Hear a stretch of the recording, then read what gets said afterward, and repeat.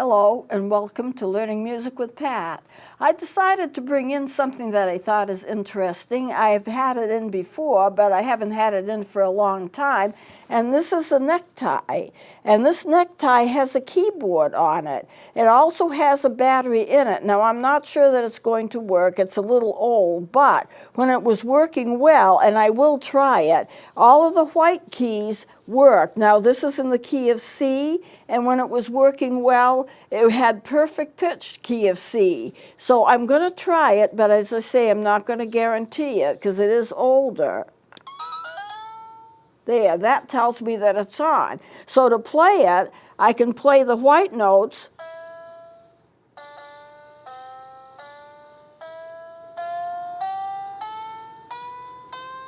It's a little weak, but as I say, it's older, so the batteries, I think, might be beginning to go. But it does play. Now, when I was in an orchestra, this was maybe 4 or 5 years ago, this is how old these are, I bought every male member of the orchestra one of these neckties. And one woman said she was going in to wonder, she wondered what her husband was doing, and he was playing with his necktie.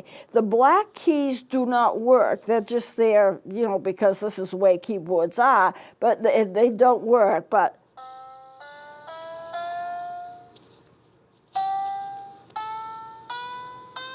usually what you would do is you would lay it on something and you would play it. And it is perfect pitch in the key of C. I just thought that was interesting to see that. I haven't seen them in a long time. I'll shut this off now. The battery, this here where the knot would be in a necktie, is a little unit that has a battery in it. And if you look behind, there's a little red switch, which is right here. You turn it on.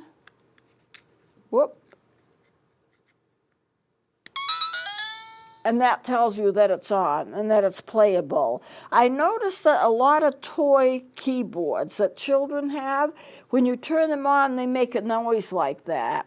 And I don't particularly appreciate it because every so often, if it's not played, it comes out with that piece, those group of notes. So if you're sitting in an orchestra and you have one of these instruments and it's in pitch, if you're not playing it, out it comes with that, and it can be at a very inopportune time. So this is it, a keyboard necktie.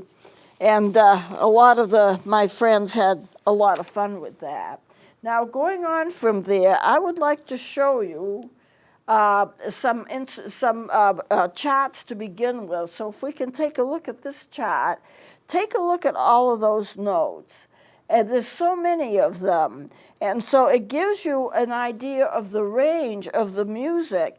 This is the top note right here, and it is actually 5 ledger lines, and that's the highest that the flute can get. The piano can go 1 octave higher, and on the lower part, you can see this is the lowest note you can get. Now, this is the treble clef, and this is the bass clef, and this is the middle C. This C is important. It is right between the upper and the lower clefs. The middle C comes exactly between them. So the middle C is the lowest note of the treble clef, but the highest note of the bass clef. So it's C, D, E, F, G, A, B, C. There's your next C, and it's like a mid-range C, and then C, D, E, F, G, A, B, C. This is high C. And then C, D, E, F, G, A, B, C. This is C above high C, C above high C. Now, a piano can do even 1 octave more, but it's not written. That last octave that only the piano can do, it's not written because the ledger lines would be so many. And this here has 5 ledger lines, but if it would be so many, let me move this over here so you can see it better. There, it's a big chart here. 5 ledger lines. If you had to read notes that were an octave above this, you'd have maybe as much as 10 ledger lines. It would be impossible to read it. So instead, they use an 8 VA, and it means play this octave higher, an octave higher than it's written. the pianos can do it. The other instruments cannot. The flute, the regular flute, can go from the C. It's a middle C, but we call it a low C for woodwinds because most woodwinds cannot get below it. And the C, this is one octave, this is the second octave, this is the third octave, and the flutes can get that high. The pianos can go one octave higher. On the other end, you have the bass clef, and you see there is a few lesser notes, or I put in a few lesser notes on the bass clef, but all of the melody flutes do the treble clef, and if you're sitting at a piano, your right hand would be playing these notes. Your left hand would be playing those notes. Now, there are some exceptions to the rule here, but that's basically what it is. I just wanted to bring it in to show you the range of notes, because there are a lot of notes that you can play. Now, the smaller instruments, like, say, the flutophones, the song flutes, the tonettes, they can only go one octave from here to here, and maybe one more note. Usually I can get one more note. So C, D, E, F, G, A, B, C, and maybe that D. But that's not really too limiting because all of these are repeats. They're the same notes but an octave higher.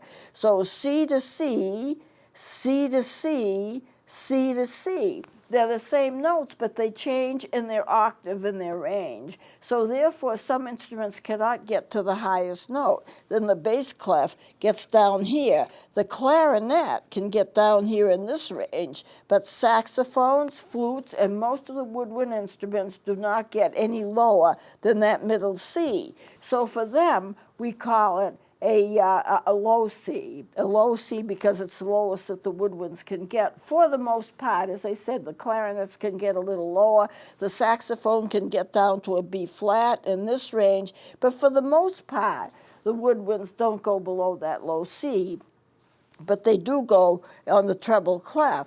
So when I show you a keyboard, I'm showing you usually from this to an octave or two higher. Now, I do have a couple of other things to show you here, and I'll do this one here next, and we'll put this down.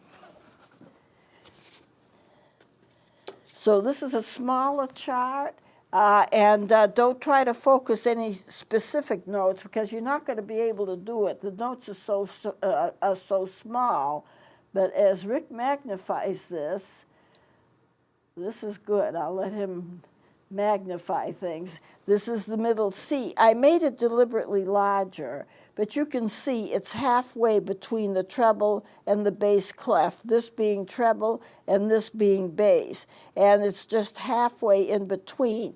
And this is that C as it appears on the keyboard. Now, this is not a full-scale keyboard, but it does have quite a few notes on it.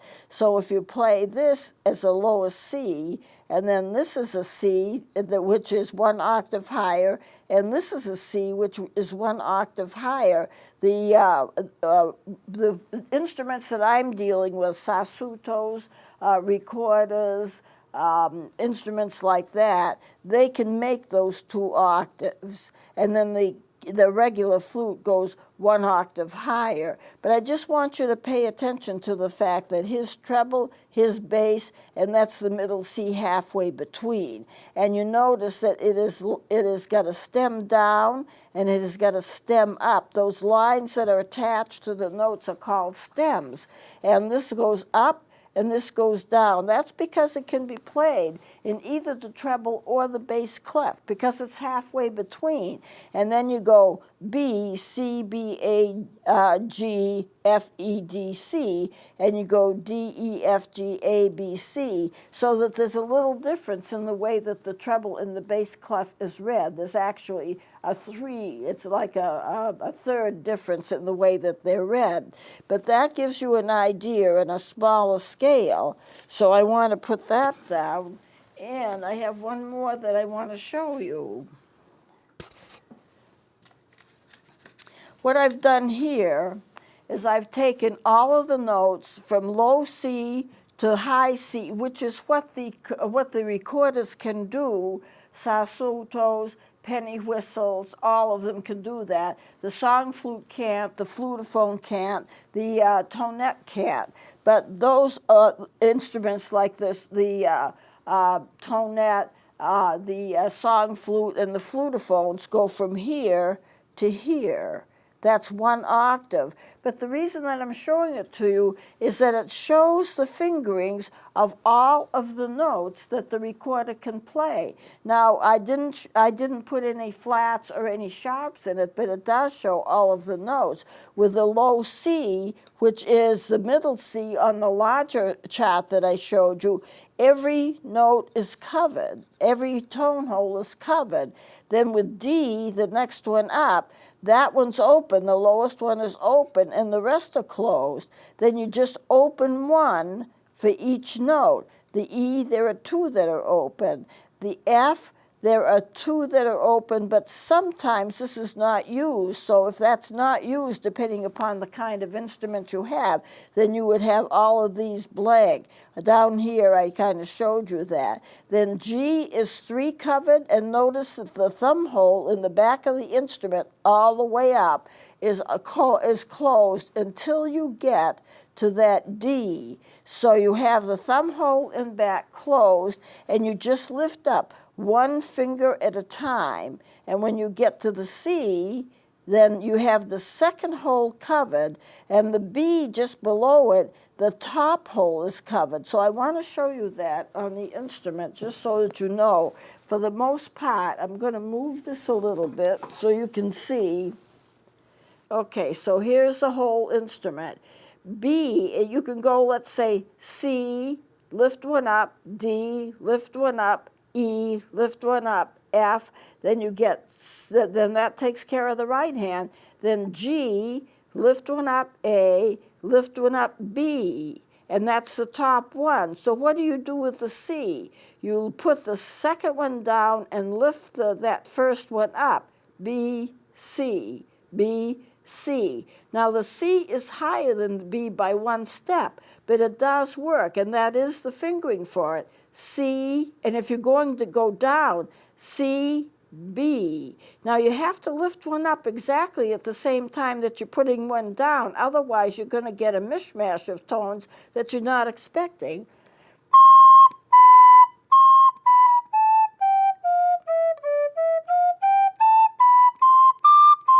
How do you get the D above that C? You lift the tone hole in the back. Just lift the tone hole in the back. And when you do that, it's kind of hard to show it to you. You can actually pull your thumb down, or you can just lift it up.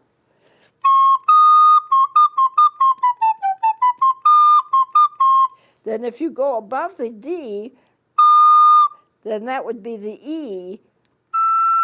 You would play the regular E fingering, but then you start the half hole. That gives you your octave. Now, it sounds complicated when I'm doing it, but it's really not that hard. Just take from the D,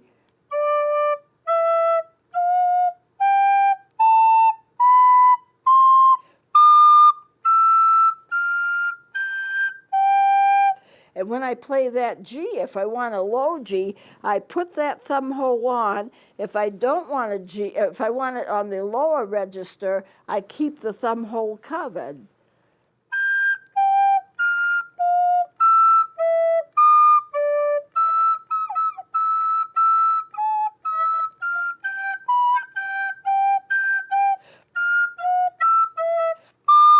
Now that D is fingered usually like this. I sometimes use an alternate fingering, but to show you the regular fingerings, so G, A, B, then flip for that C, and for that D, lift that thumb off.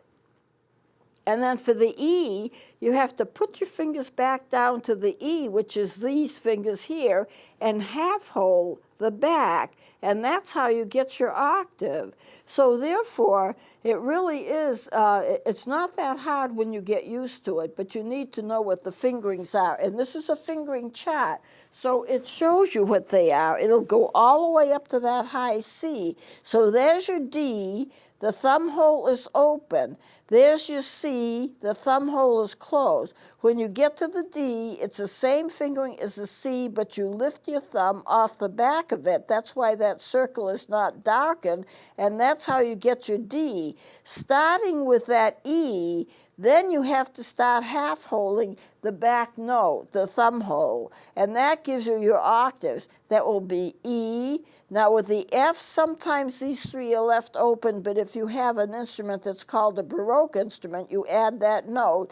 That gets you your F, G, A, and these are the fingerings for the B. That B has got two holes covered on the top and two holes covered on the bottom. And on that C, you've got that one hole covered and two on the bottom with a half hole there. Now it takes a little getting used to, but once you get used to it, it's not bad at all because it becomes natural. If you're playing a saxophone, C, B, A, G, F, E, D, C. If you're playing the upper register of the flute, B, A, G, F, E, D. If you're playing recorders, penny whistles, B, A, G, F, E, D. There's an awful lot of similarity. The flutophone is the same pattern, B, A, G, F, E, D, C. And so all of the instruments, many of them, now there might be a little difference in the way they play the upper C, but for the most part, the recorders and the saxophones are exactly the same. So you can transfer what you know about one instrument onto another instrument. There might be little differences and little changes, but a lot of it is really very, very similar. So that's just something to remember, and it makes it easier for you to learn if you look at a fingering chart like this. Now, there are recorders that are German, and there are recorders that are English. And if you have a German recorder, when you get to the F, you just play it B, A, G, F. You just play it like that, and that's not a problem. If you have a Baroque one, then you add this finger here, and then you get yourself, this finger here. You can see if I lift this finger and play that F, this is a Baroque instrument. If I were to lift that finger, you could still play the F, but it would be a little bit out of pitch.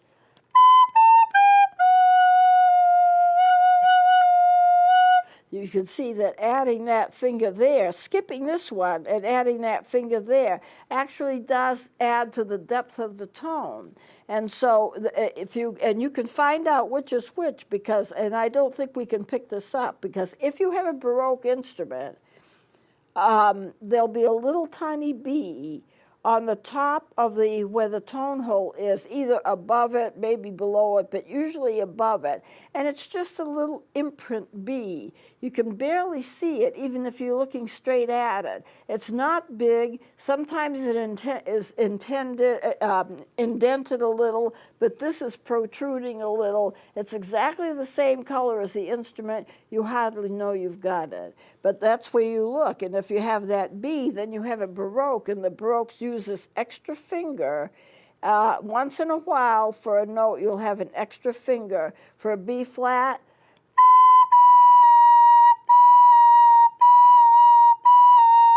you see, I add a finger or two to flatten it just a little bit more. A German instrument, you don't do that. So the fingering for the Baroque instruments is just a very, very little bit of difference, sometimes called the English instrument. I know that I used that term before, but sometimes it's called that. So that gives you a chance to see how you really can play just by using a fingering chart. All of the notes above the line are going to be for your left hand. All of the notes below the line are for your right hand. And of course, you know that the left hand always goes on top and the right hand always goes on the bottom. And that's the same for any instrument that you're playing that's a woodwind. I can't speak to the brass because I don't know brass, and the brass usually have 3 fingers and they have valves, and it's a whole different system. But left hand on the top, right hand on the bottom, and so you have the extra notes 1, 2, 3, 4 on the left hand. You're only using these 3 fingers and your thumb in the back. You're not using your 4th finger at all, but on the right hand you're using all 4 fingers, and the thumb just goes anywhere that it's comfortable because there's no hole there. There's no right hand hole. Some instruments have a little bridge or something that you rest your thumb up against, but there's no actual tone hole there. And then of course you stick the instrument in your mouth about 1/3 of the way and you tongue your notes.